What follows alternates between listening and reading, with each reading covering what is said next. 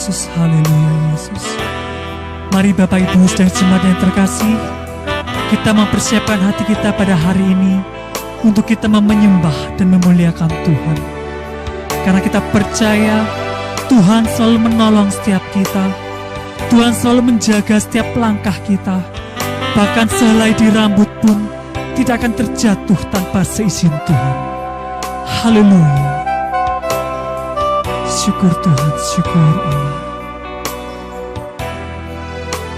Haleluya, haleluya.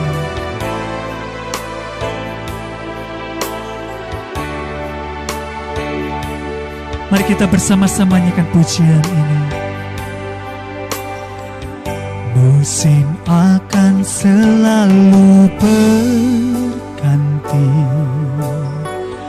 kasih Tuhan tetap abadi,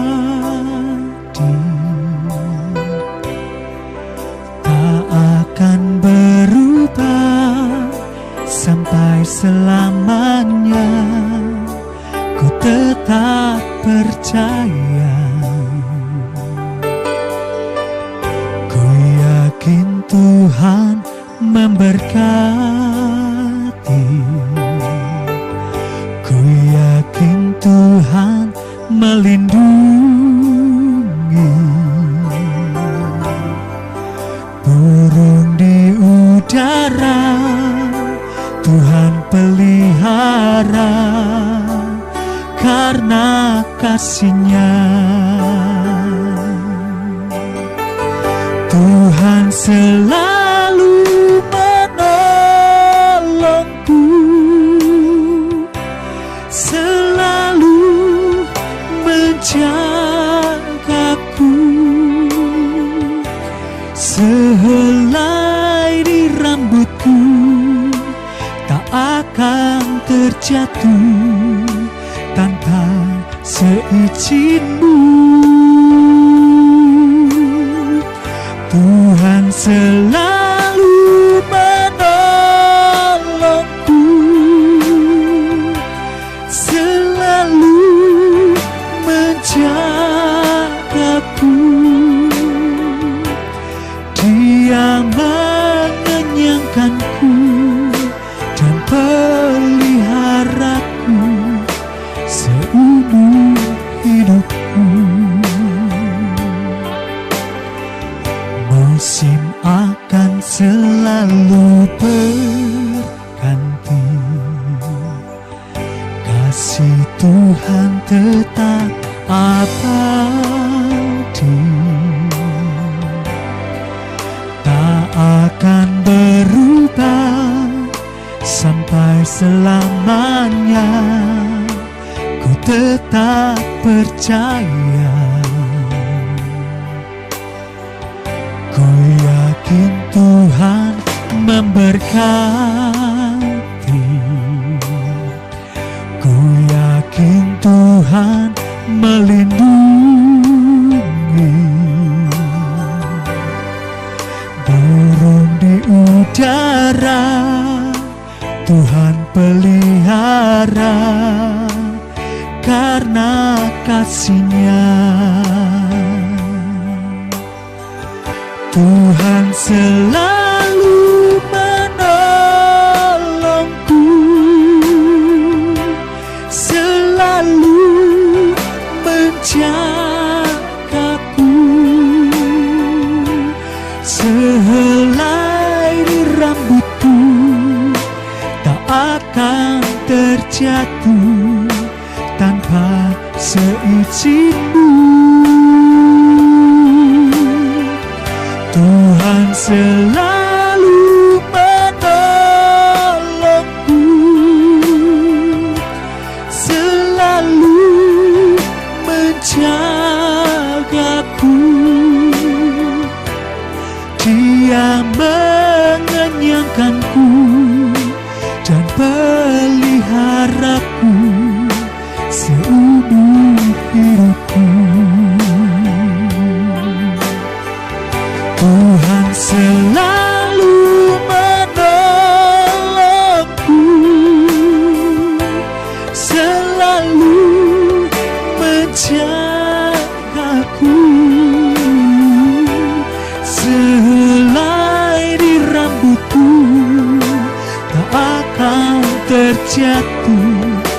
tanpa seizinku.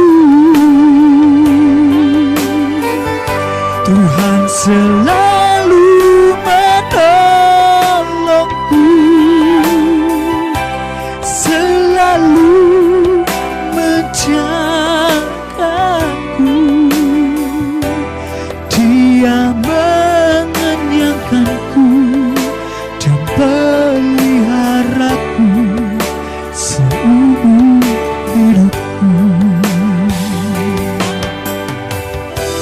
Dia mengenyangkanku dan peliharaku seumur hidupku.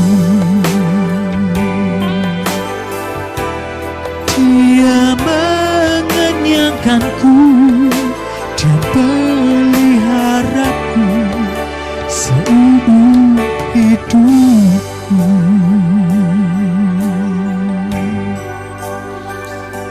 Haleluya, haleluya. Puji nama Tuhan. Saatnya kita akan mendengarkan kebenaran firman Tuhan yang akan disampaikan oleh hambanya, Ibu Pendeta Ona Tahapari. Waktu dan tempat saya persilakan. Haleluya. Shalom Bapak Ibu, Jemaat Betani Sangkakala. Saya senang mendapat kesempatan sekali lagi berbagi kebenaran firman Tuhan di tengah-tengah Bapak Ibu Saudara sekalian. Saya secara pribadi berdoa kiranya saudara semua tetap berada dalam keadaan baik, sehat, dan juga dilingkupi oleh damai sejahtera yang bersumber dari Tuhan. Jadi mari, kalau saudara semua sudah siap untuk dengar firman Tuhan, kita berdoa terlebih dahulu. Tuhan Yesus, kami tahu Tuhan ada bersama-sama dengan kami di sini. Itulah sebabnya sekali lagi kami minta tolong Tuhan berbicara buat kami dari firman kebenaran. Roh Kudus, tolong kami supaya kami mudah memahami firman Tuhan, sehingga biarlah di dalam seluruh pemahaman akan kebenaran, kami berani memutuskan untuk hidup taat dalam perilaku tiap-tiap hari. Sementara kami belajar, Tuhan memberkati kami, buat Tuhan seluruh kemuliaan. Di dalam nama Yesus kami berdoa. Amin. Baik, mari Bapak Ibu, saya ajak saudara untuk buka bersama dengan saya dalam Yohanes pasal yang ke-8. Saya akan baca kepada saudara ayat 31 sampai dengan ayat yang ke-36 secara bertahap. Yohanes pasal 8 ayat 31 sampai dengan ayat yang ke-36. Nah, Alkitab bilang ini Bapak Ibu. Maka katanya kepada orang-orang Yahudi yang percaya kepadanya, "Jikalau kamu tetap dalam firman-Ku, kamu benar-benar adalah murid-Ku." Berarti dengan kata lain Yesus lagi bilang, kamu bukan benar-benar murid kalau kamu tidak tetap di dalam firman-Ku. Nah, ini kan hal yang penting. Salah satu hal inti dalam gaya hidup berkerajaan, yaitu saudara dan saya harusnya ditemukan sebagai murid-murid sejati. Dan standar yang Yesus tetapkan adalah, saudara dan saya harus tetap ada di dalam firman Kristus. Nah, sekarang mari kita belajar dulu apa yang dimaksud dengan kata tetap. Kata tetap dalam bahasa Yunani menggunakan kata meno, Bapak Ibu. Meno tuh artinya adalah begini, tinggal di dalam firman, menetap di dalam firman, dan berkelanjutan. Jadi kita tinggal menetap, dan tinggal menetap itu berkelanjutan. Jadi Alkitab lagi bilang, orang kalau disebut tinggal di dalam Tuhan, tetap ada di dalam Tuhan, di dalam firman-Nya, bukan berarti begini Bapak Ibu. Hari ini taat pada firman dan besok enggak. Hari ini tinggal di dalam firman Tuhan dan besok enggak. Enggak. Ini yang Alkitab bilang. Saudara dan saya adalah murid sejati apabila saudara dan saya memutuskan untuk tinggal menetap di dalam firman dan keadaan itu berkelanjutan seterusnya. Begitu. Berikutnya, arti dari kata meno adalah berdiri di atas. Pertanyaannya, berdiri di atas apa? Jelas-jelas, berdiri di atas firman Allah yang adalah dasar. Kata meno juga punya pengertian yang ketiga, yaitu begini, menjadikan firman Tuhan sebagai milik. Nah, saudara tentu saja masih ingat, Alkitab pernah berkata, di mana hartamu berada, di situ hatimu berada. Kalau sampai firman Tuhan pada akhirnya bagi kita adalah miliknya kita, maka kata tetap atau kata meno, pengertian yang keempat adalah begini, melekat kepada firman. Berarti Yesus lagi bilang, murid sejati adalah murid yang tidak Senin Kemis hidup dalam firman. Murid sejati adalah murid yang tinggal menetap di dalam firman, dan posisi ini terjadi berkelanjutan. Murid sejati adalah orang-orang yang menjadikan firman Tuhan sebagai landasan mereka berpijak dalam kehidupan. Murid sejati adalah orang-orang yang melihat bahwa firman Tuhan itu harta, firman Tuhan itu milik. Karena itu firman Tuhan adalah milik, makanya kita memutuskan untuk Alkitab bilang gini, kita memutuskan untuk melekat kepada firman dan sudah tidak mau melekat kepada yang lain. Nah, sekarang pertanyaannya, apakah arti dari kata murid? Murid di ayat yang tadi kita baca, bahasa Yunani menggunakan kata matetes. Matetes itu artinya adalah seorang pembelajar. Orang yang memutuskan untuk belajar dan meniru. Berarti Yesus bilang, murid yang benar adalah murid yang begini, memperhatikan firman, tinggal dalam firman, belajar firman begitu rupa, dan apa yang diajarkan oleh firman, kita menirunya, Bapak Ibu. Kita harusnya dikenal sebagai peniru-peniru, bukan peniru kejahatan, bukan meniru apa yang salah, tetapi saudara dan saya harusnya dikenal sebagai orang-orang yang suka meniru apa yang benar, berbasis kepada pengajaran di dalam firman Tuhan.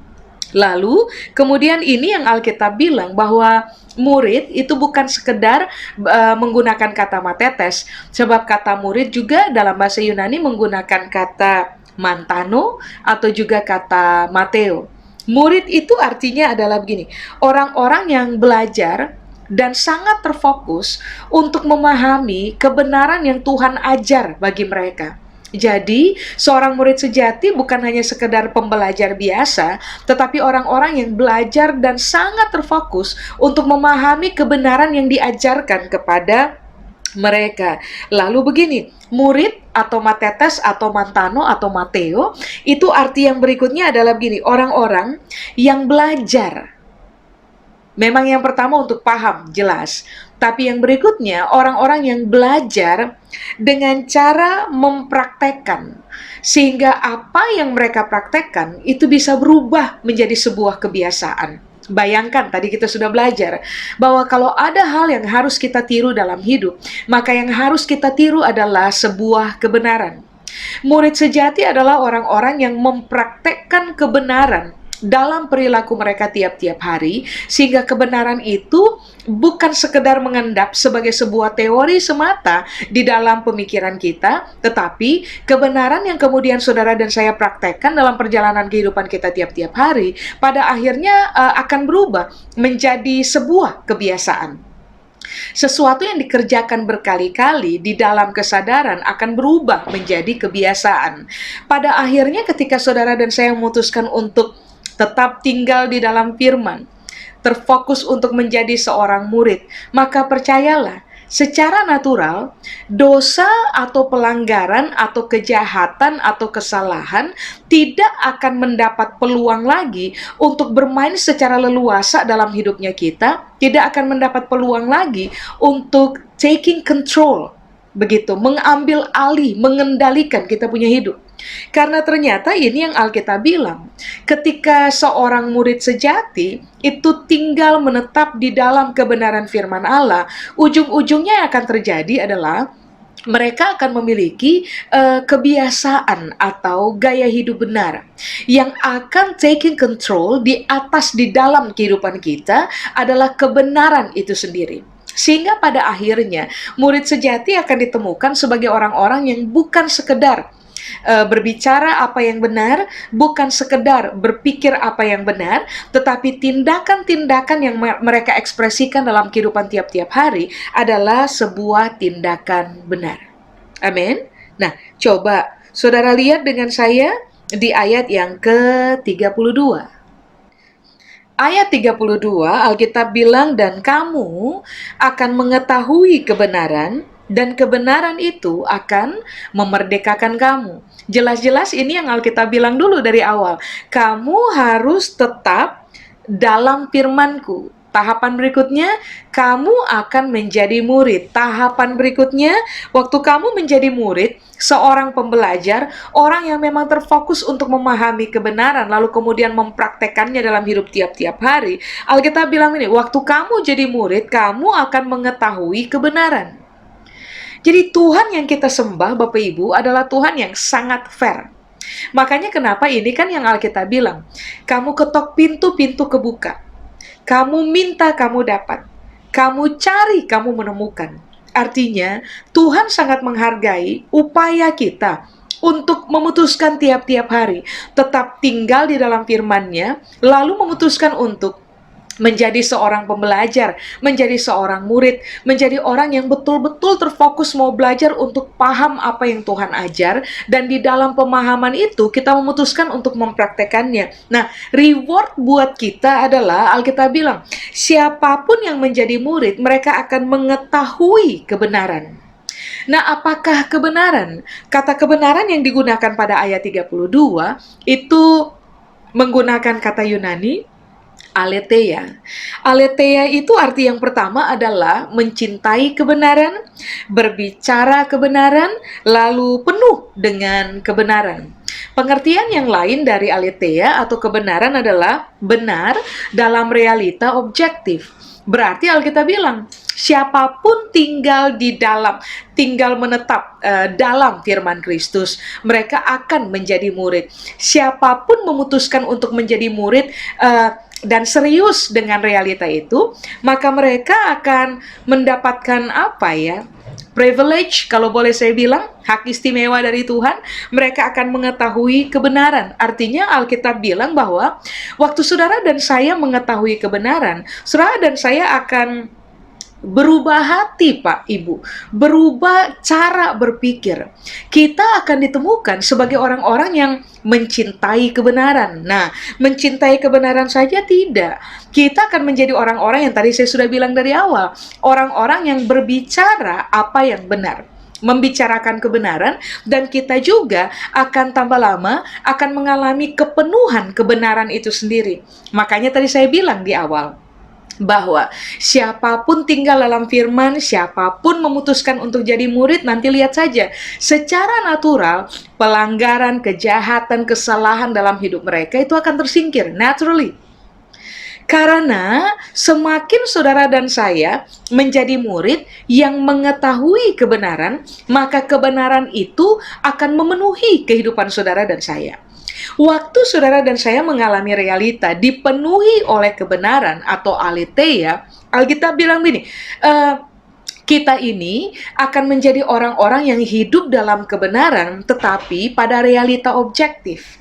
Begini Bapak Ibu, ada banyak orang Kristen didrive oleh rasa, didrive hanya oleh penglihatan-penglihatan tertentu, didrive oleh nubuatan-nubuatan tertentu.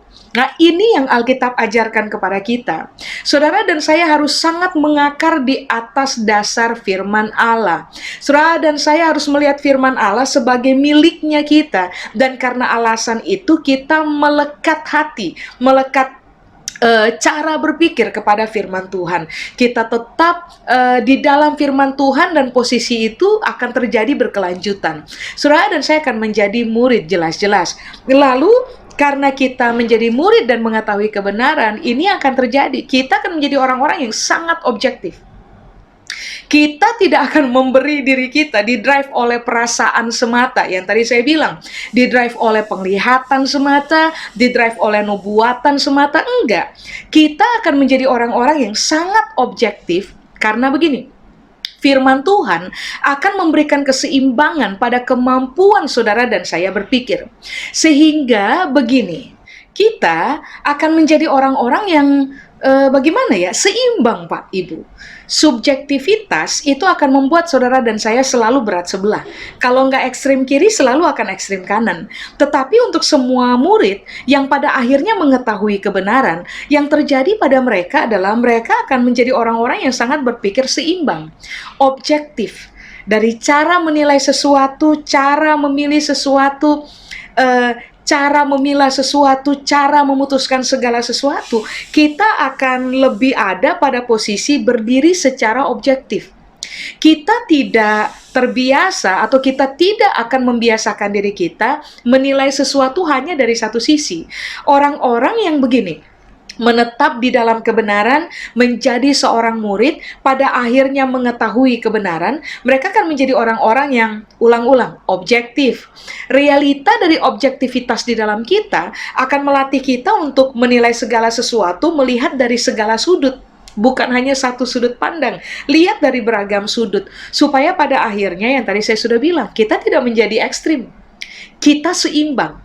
Kita tidak melenceng keluar dari jalur. Kita akan tetap berada dalam jalur, dan jalur yang di dalamnya kita menetap adalah jalur dari kebenaran itu sendiri, yang Alkitab bilang dengan kata aletheia. Saudara dan saya berpikir benar, saudara dan saya berbicara dalam kebenaran, saudara dan saya penuh dengan kebenaran, sehingga pada akhirnya kehidupan kita adalah kehidupan yang sepenuhnya mengekspresikan kualitas benar di dalam perjalanan tiap-tiap hari. Amin. Nah, mari kita lihat dulu Bapak Ibu, Alkitab berkata begini, dan kamu akan mengetahui kebenaran, dan kebenaran itu akan memerdekakan kamu. Kata memerdekakan Bapak Ibu dalam bahasa Yunani menggunakan kata eleutero. Apakah eleutero? Eleutero atau memerdekakan itu artinya adalah begini, kebebasan dari dominasi dosa. Makanya ulang, tadi saya bilang, semua orang yang dikuasai oleh kebenaran mengalami kepenuhan kebenaran one day at a time. Pada akhirnya tergiring kepada proyeksi berpikir objektif. Siapapun yang terbiasa berpikir objektif dan sangat penuh atau dikuasai oleh kebenaran, ternyata Alkitab bilang begini, mereka akan dimerdekakan oleh kebenaran itu sendiri. Mereka akan menjadi orang-orang yang bebas dari dominasi dosa. Bapak Ibu semua kita tahu, Roma pasal 3 ayat 23 berkata kepada kita bahwa semua manusia lahir itu telah kehilangan kemuliaan Allah. Kita lahir langsung bawa dosa tuh Pak Ibu. Tabiat kita dari sejak awal itu tabiat berdosa. Nah, rupa-rupanya ini yang Alkitab ajar. Supaya pada akhirnya saudara dan saya ditemukan sebagai orang-orang yang mengalami kebebasan dari dominasi dosa, dibutuhkan keputusan awal menetap di dalam firman Tuhan.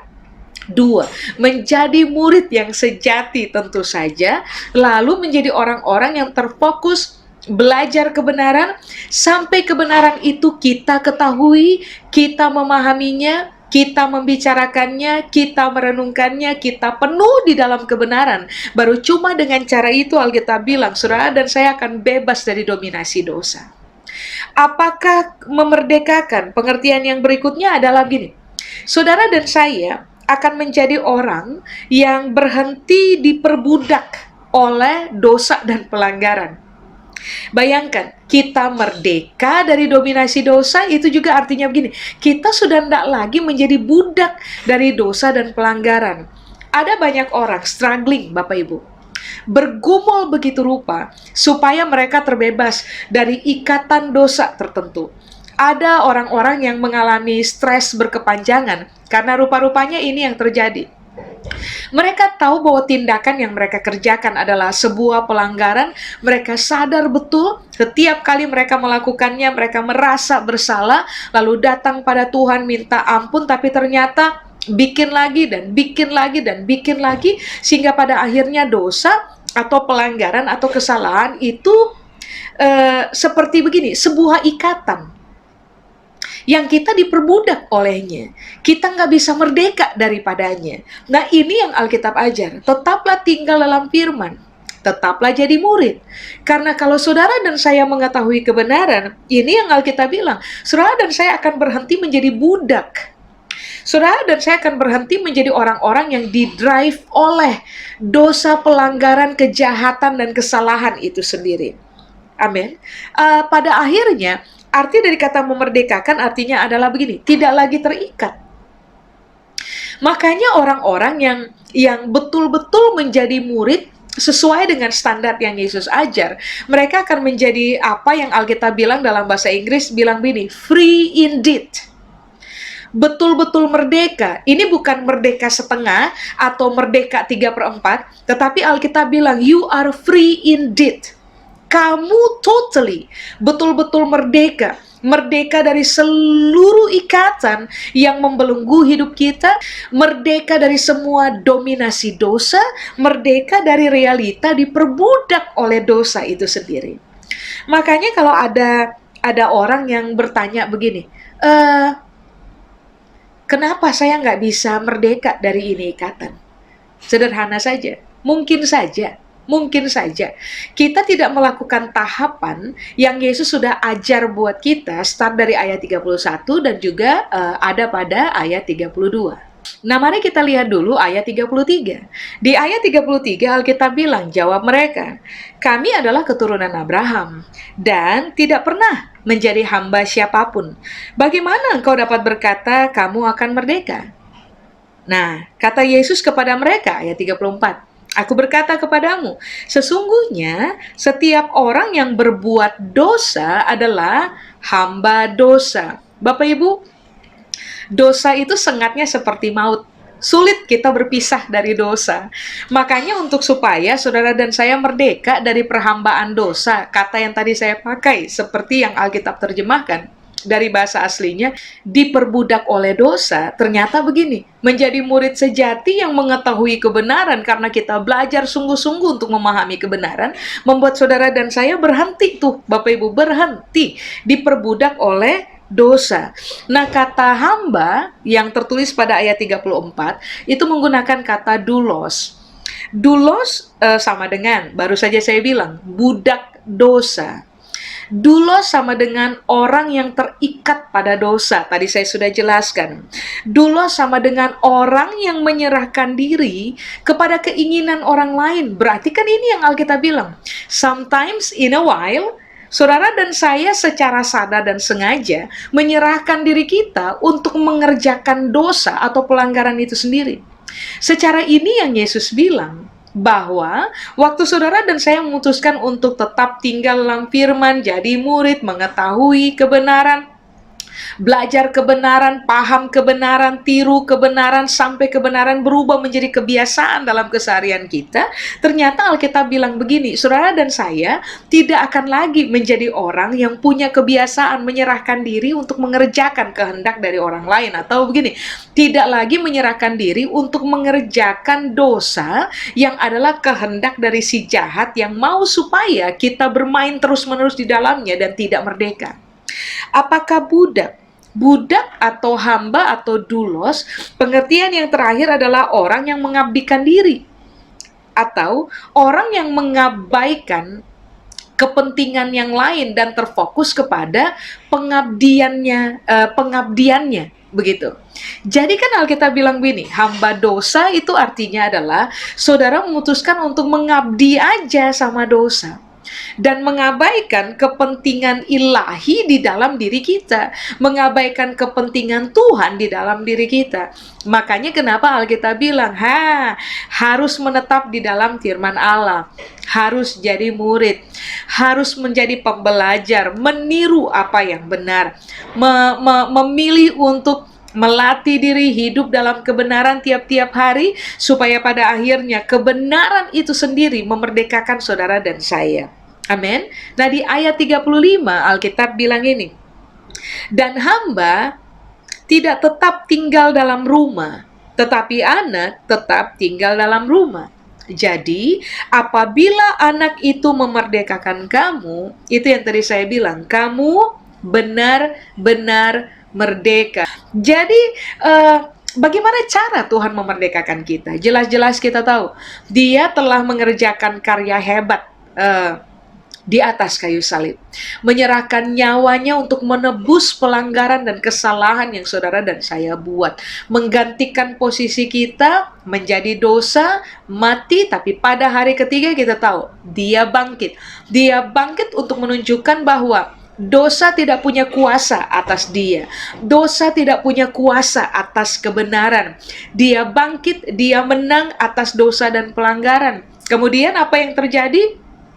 Dia mengajarkan kebenarannya, meninggalkan warisan pengajarannya kepada saudara dan saya, warisan pengajaran kebenaran yang saudara dan saya bisa menemukannya di dalam Alkitab, dalam firman Tuhan, mau itu perjanjian lama atau perjanjian baru. Saudara dan saya harus memutuskan untuk begini, gali Pak, Ibu, gali kebenaran, pelajari kebenaran, tiru semua kebenaran yang Alkitab ajar kepada kita, yang firman Tuhan ajar kepada kita. So, pada waktu saudara dan saya memutuskan untuk menjadi murid, ulang, mengetahui kebenaran, saudara dan saya akan dimerdekakan. Satu kali saja kita merdeka? Tidak.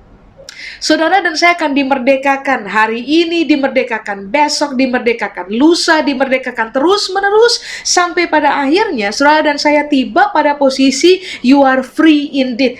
Kita totally menjadi orang-orang yang merdeka. Merdeka dari apa? Ikatan dosa yang ternyata begini. Setelah kita percaya Yesus sebagai Tuhan, masih kok Pak, Ibu, masih kok kita berdosa. Masih kok dengan sadar dan sengaja kita melakukan pelanggaran. Nah, dibutuhkan keputusan serius untuk menjadi murid, supaya pada akhirnya ikatan dosa model apapun yang tetap masih ada dalam hidup saudara dan saya, itu oleh kebenaran, itu diputus, dihentikan, dipatahkan dominasinya atas kehidupan kita. Kita nggak lagi jadi budak dosa, kita akan menjadi hamba kebenaran yang hidupnya terdedikasi untuk berpikir benar, berbicara benar, dan mengerjakan apa yang benar. Tuhan punya tujuan adalah memerdekakan saudara dan saya secara mutlak. Jadi mari, putuskan kerjakan apa yang benar, berilah diri untuk menjadi pembelajar-pembelajar kebenaran dalam hidup. Pahami firman Allah, latih diri taati firman Tuhan tiap-tiap hari, supaya pada akhirnya sekali kita dimerdekakan oleh firman Allah untuk seterusnya dan sampai selama-lamanya, saudara dan saya akan dikenal sebagai hamba kebenaran dan bukan lagi sebagai hamba dosa. Amin. Saya selesai Bapak Ibu, mari saya ajak kita untuk berdoa terlebih dahulu. Tuhan Yesus, terima kasih untuk firman yang Tuhan berikan kepada kami. Kami tahu semua firman yang datang dalam hidup kami bukan firman yang dikeluarkan begitu saja tanpa tujuan. Semua firman yang keluar dari mulut Tuhan untuk kehidupan kami adalah firman yang memiliki tujuan untuk membawa kami kepada kehendak inti Tuhan. Hari ini kami berdoa biarlah seluruh kebenaran ini termeterai dalam pertimbangan kami, dalam perenungan kami, supaya pada akhirnya kami semua dikenal sebagai pelaku-pelaku kebenaran dan bukan hanya pendengar saja.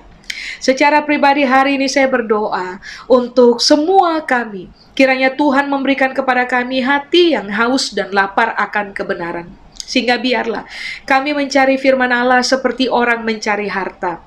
Kami belajar firman Tuhan sungguh-sungguh, memahami kebenaran, meniru kebenaran, sampai pada akhirnya kebenaran itu penuh di dalam kami, supaya pada akhirnya dominasi dosa tidak lagi mendapat peluang atau tidak lagi mendapat tempat dalam cerita kehidupan kami. Hari ini saya berdoa untuk semua saudara yang sedang berjuang berhadapan dengan dosa, terikat dengan dosa jenis apapun. Hari ini di dalam nama Yesus, kiranya saudara memahami kebenaran, dan biarlah pemahaman akan kebenaran secara natural memerdekakan saudara dari seluruh bentuk ikatan dosa atau bahkan pelanggaran. Hari ini saya berdoa kiranya kebenaran firman Allah memerdekakan saudara secara utuh, dan saudara akan menjadi orang yang berhenti diperbudak oleh dosa dan pelanggaran dan kejahatan, tetapi menjadi orang yang sangat merdeka dan merdeka untuk hidup di dalam kebenaran. Rahmat anugerah-Mu menyertai kami turun-temurun. Kepada Tuhan seluruh kemuliaan. Di dalam nama Yesus kami berdoa. Amin. Tuhan Yesus memberkati Bapak Ibu. Bapa di surga, sempurnakanlah ibadah kami dan berikan kami kekuatan untuk melakukan firman-Mu tadi ya Bapa. Mari kita buka kedua tangan kita. Sidang jemaat yang dicintai oleh Tuhan, terimalah berkat atas nama Bapa, Putra, dan Roh Kudus, dalam nama Tuhan Yesus Kristus, mulai saat ini sampai kedatangannya kedua kali, menjemput kita semua, bahkan sampai selama-lamanya. dalam nama Tuhan Yesus. Amin. Tuhan Yesus memberkati. Sampai ketemu di minggu yang akan datang pada jam dan waktu yang sama. Tuhan Yesus memberkati. Amin.